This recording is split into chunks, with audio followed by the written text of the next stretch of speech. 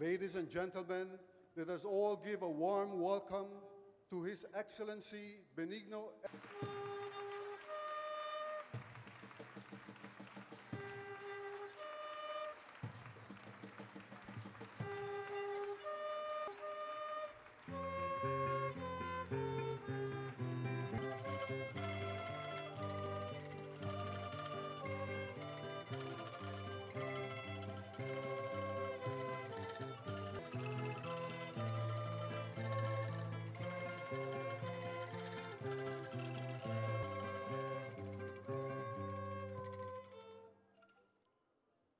Good afternoon to everyone. May we invite the Secretary of Foreign Affairs, the Honorable Albert F. Del Rosario, to the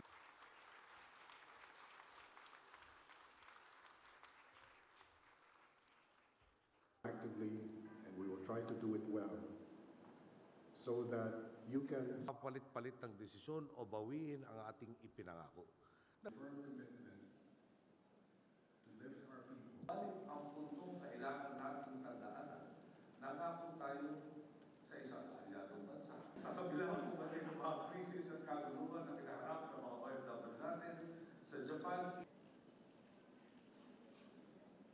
Assistant Secretaries and Heads of Offices, you may now take your seats. Thank you.